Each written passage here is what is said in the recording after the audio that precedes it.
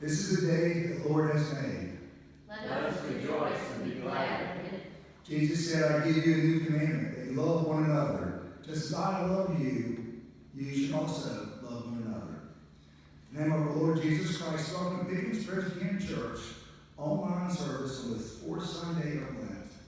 Welcome. We're glad that you joined us. This is very different than we've ever done before. We are in times we've never experienced before. We want this experience to be a normal Sunday morning worship experience for you, but we know that's almost impossible. But we're going to try. So bear with us. We're doing our best to go by the guidelines of our government and our health officials. We're trying to keep the social distancing correct with 6 feet, trying to wash our hands as much as possible. We ask you to do the same. If you need help with the church, please let us know. My cell phone is in the Cliffnotes, and I'll be glad to talk to anybody and see if we can help you with groceries or anything possible. But we're glad that you're here with us today to worship God. Today is the fourth Sunday of Lent, and Lent is a time to get closer to God. And now, with all the craziness in the world, we have more time to spend with God in prayer and self-reflection, to work on our relationship with God, with Jesus Christ, ourselves, and yes, with each other, by phone and through social media. We hope this Lenten season will be a spirit-filled time for you. A number of people in the church who are keeping our distance are going to lead you in worship this morning. So let us prepare our hearts for worship.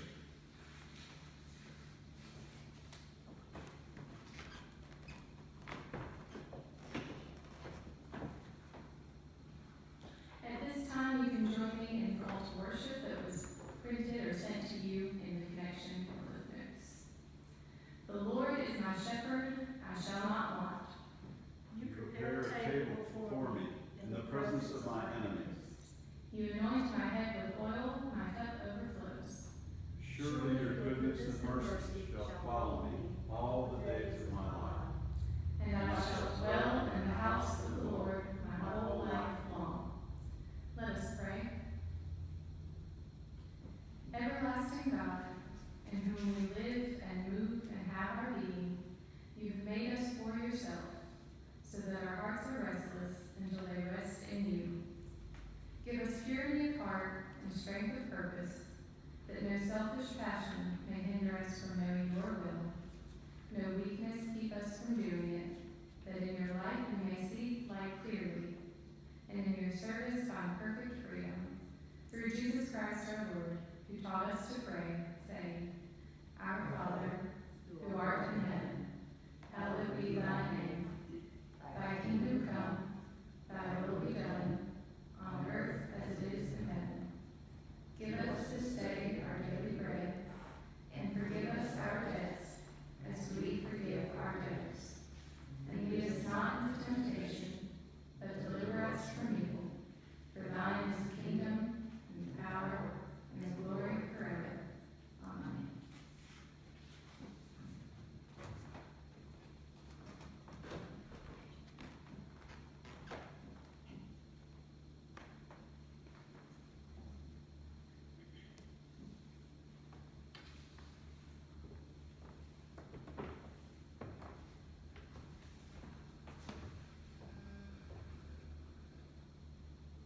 Once again, you may want to take a look at the Cliffnotes, to take a look at the worship service that we have printed in there. The proof of God's amazing love is this. We were sinners, Christ died for us. Because we have faith in him, we dare to approach God with confidence and love. So in faith and penitence, let us confess our sins before God and before one another. Please pray with me the prayer confession you found in your Cliffnotes. Eternal God, in whom we live and move and have our being, whose face is hidden from us by our sins, and whose mercy we forget in the blindness of our hearts. Cleanse us from all our offenses, and deliver us from proud thoughts and vain desires, that with relevant and humble hearts we may draw near to you, confessing our faults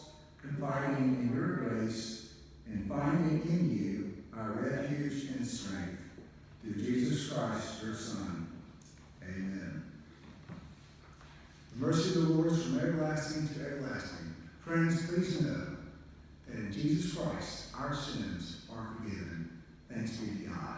Amen.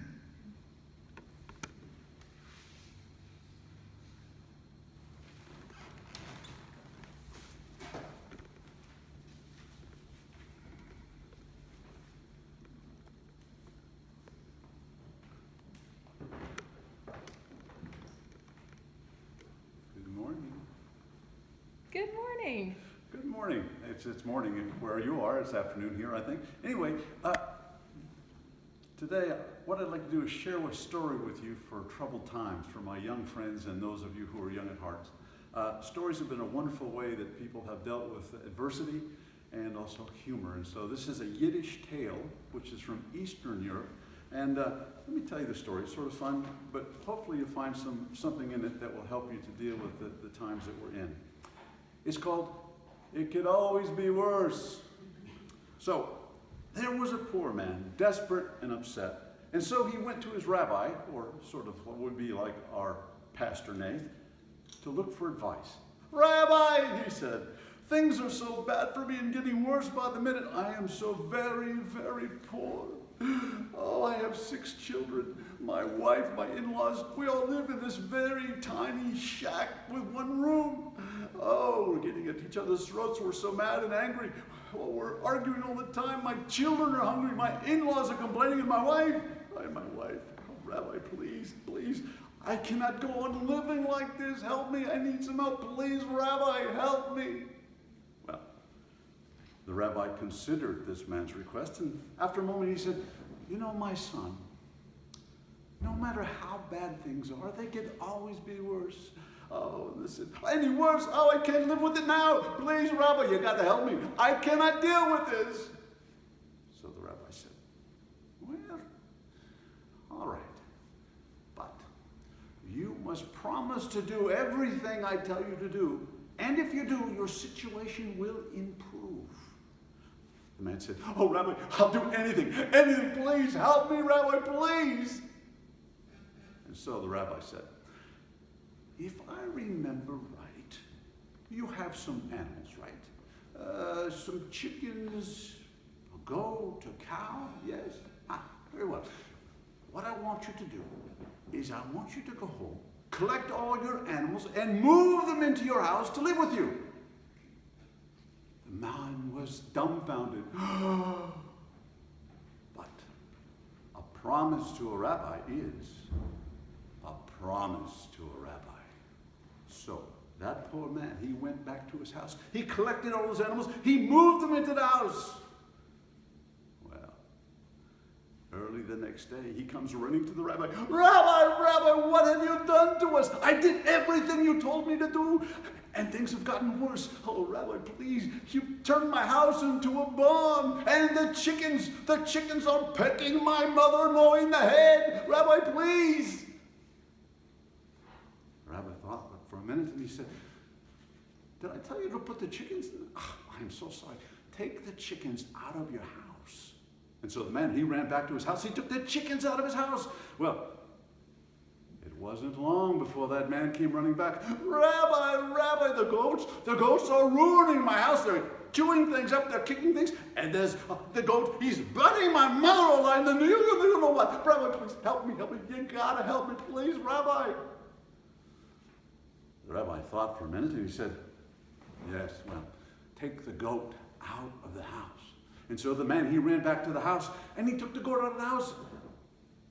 Well, after a short time, that man comes running back to the rabbi. Rabbi, oh, you put so much misery in my life. The house is still a stall, and the smells, the flies, the cows. Rabbi, please, what are you doing to us? Please, the cow.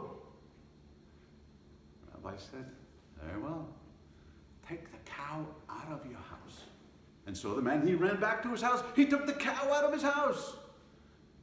Well, not a day had passed when that man came back to the rabbi. His face was beaming with a giant smile. He says, Rabbi, you are a genius. Oh, since I've taken all the animals out of my house, Our life is wonderful. There's so much room. It's clean. It's quiet. The kids are laughing. The in-laws are content. And my wife, Rabbi, you have made my life sweet again.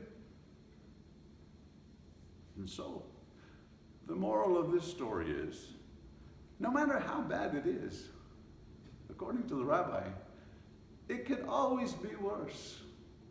And for us today, we need to be careful that the things that bring our troubles, we want to try not to let them blind us to the good things around us and celebrate those things together. So as you go through your week, look for the things that are good and dwell on those things. Amen. Have a good week. Amen.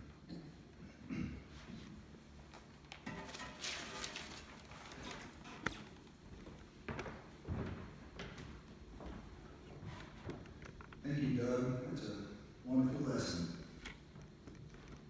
Things should always get worse. Please pray with me.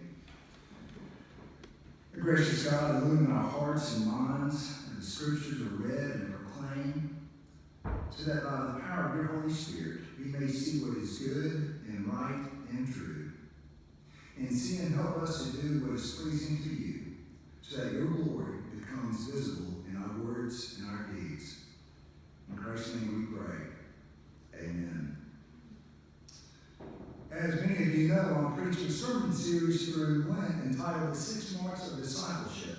This is based on a book by Glenn McDonald named The Disciple Making Church, From Dry Bones to Spiritual Vitality. Each week for the season of Lent, I will talk about a mark of the church found in that book. Today, we're going to talk about the 4th mark. The first 3 marks were a heart for Christ alone, a mind transformed by the Word, and arms of love. And today, as I said, is knees for prayer. Prayer, a topic we can never hear too much about, especially in these days. Let us hear God's word for us today in Luke 11:1.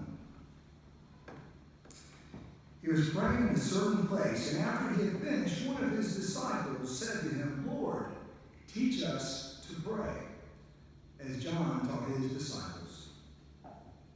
This is the word of the Lord. Thanks be to God. Lord, teach us to pray. Jesus came to live among us, God incarnate, and taught us humans many things. He taught us God's way, about God's love and God's grace. People would sit and listen to him and take it all in. They were enthralled by everything he said. I can imagine seeing John, Peter, and James sitting there and just listening to everything and want to take everything in. But one thing they noticed, and one thing they asked about, is that Jesus always took time. No matter how busy his life was, or what was going on with other people, he took time to go to a secluded place where there's no distractions. And he's in silence with God. Now, many commentaries have concluded in the 4 Gospels there's only once where the disciples asked Jesus for specific instructions. Now, think about that. With all the things that Jesus taught, there's only one time that they asked for specific instructions. Lord, teach us to pray. Today, it seems like followers of Christ can find more reasons to separate ourselves than to unite ourselves. I'm not sure that's what Jesus had in mind. But no matter where you stand in politics, theology, or social justice, I believe all followers of Christ, all disciples of Jesus, all Christians will agree how important prayer is. Then why does it seem so intimidating? Do we pray as much as we should, thanking God for the gifts we have every day, and praying for guidance as to what decisions we should make, all our decisions, and praying to God, asking for help to relieve us of all our worries and anxiety and the unknown? We seem to have every excuse as why we should not pray. We're too busy. We're doing God's work. You will be amazed how many people in the church, leaders of the church, do not have a very good spiritual life because they're busy doing church work. Jesus said as a wonderful example of this practice, he went to a secluded place and spent time with God. And when we look back at the end of our day, how much time do we spend with God? God wants to be in relationship with us. God wants us to share with God all the good things that are happening, all the concerns, all the questions that we have. How else will that relationship become stronger if we do not choose to be and talk to God more? Now, in McDonald's book, the church leaders asked people through his church a very important question. He asked, what barriers do you experience when you pray? What barriers do you experience when you pray? I think some of these barriers might be the same that we have. So listen to these obstacles and see if you hear some that you can relate to. There's no time. Too many distractions. I have a very hectic schedule. I don't feel I am worthy to ask God for things I need through prayer. Not enough time. Forgetfulness. My mind wanders. Too many other have-tos. Poor management. I'm not hearing anything back. I just don't make the time. Faithful, loving, hard disciples have had many barriers to pray. MacDonald writes, the absence of prayer connotes the absence of a prevailing dependence on God. Praying is a discipline we must practice. It requires conscious effort to include prayer in our daily life. As a disciple of Christ, prayer should become as common to us as eating or breathing. Now, sometimes in life, and I know I'm guilty of this, is we worry. And now I'm sure most of us, with everything going on with the coronavirus, we worry. When we worry, the next time you sit there and worry about something, ask this question: who's in charge? You or God? Worry is a conversation we have with ourselves. What if? How? Please, what can I do? Prayer is a conversation we have with God. I love the way MacDonald puts it. Our titanic struggles of worry versus prayer are generally settled within the first 3 minutes of any given day. We can pray, Lord, this day belongs to you. I don't know precisely where the road is taking me, but I'm glad that you have gone before me and that you will always be walking beside me. It continues, unless we fill our minds and put on our lips that kind of prayerful surrender, worry will be more than willing to rush in and fill the void.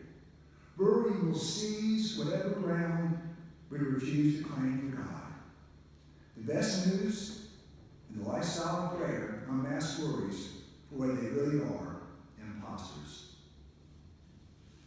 There's a story of 3 ministers who got together in a church study to discuss prayer techniques. In another room, there was a telephone repairman who was fixing a line. The first pastor said, when I pray, I hold my hands like this, together. It's a personal expression of worship. The second one suggested the best way to pray is on one's knees. The third one objected and said, oh no, the most biblically authentic posture for talking to God is lying stretched out on one's face. That moment, the telephone repairman who was eavesdropping poked his head around the corner and said, I'd have to say the best prayer I've ever prayed was when I was dangling upside down by my heels from a power pole about 40 feet from the ground. Today we gather, and we don't know what tomorrow brings. We don't know what even to believe in the news, that the information that we get about the coronavirus. And on top of everything else that we have going on in our lives, this is a good time to begin a prayer life or to expand your prayer life. A worldwide crisis is kind of like hanging upside down from a power pole 40 feet off the ground. Let's work on this fourth mark of discipleship, knees for prayer today. On your knees, hand crossed, in a chair, lying on the ground, it does not matter. What matters is praying to our God, having a conversation, giving everything to God. God is that powerful. Take time with God and listen. In the Psalms, have a journal or a piece of paper nearby. Write down what you hear and what you feel. Pray for others, those whom you are concerned about, and pray for those you have issues with. Again, write down what you hear and what you feel. You'll be amazed at what God can do. In the name of the Father, and the Son, and the Holy Spirit. Amen. And now let us say what we believe by repeating the Apostles' Creed. I believe in God the Father Almighty, maker of heaven and earth, and in Jesus Christ, his only Son, our Lord, who was conceived by the Holy Ghost, born of the Virgin Mary, suffered under Pontius Pilate, was crucified, dead, and buried. He descended into hell. The third day he rose again from the dead. He ascended into heaven, and sitteth on the right hand of God the Father Almighty. From thence he shall come to judge the quick and the dead. I believe in the Holy Ghost, the Holy Catholic Church, the communion of saints, the forgiveness of sins, the resurrection of the body, and the life everlasting. Amen.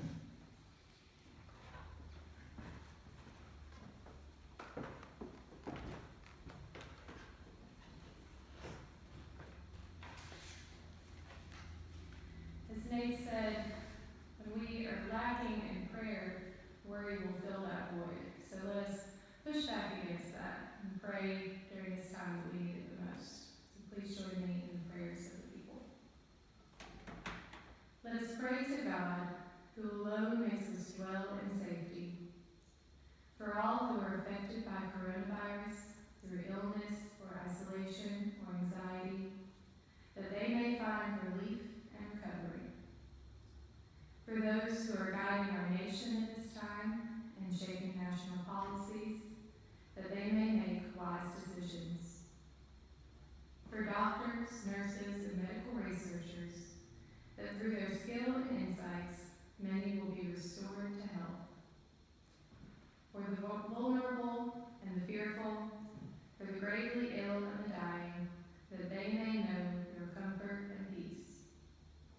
And for those yet untouched by coronavirus, yet facing burdens nonetheless, that they may not be forgotten amidst this crisis.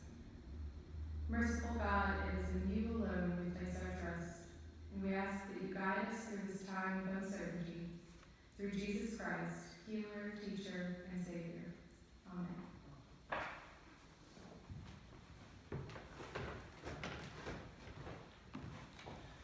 At this time in the service, we usually talk about taking up an offering.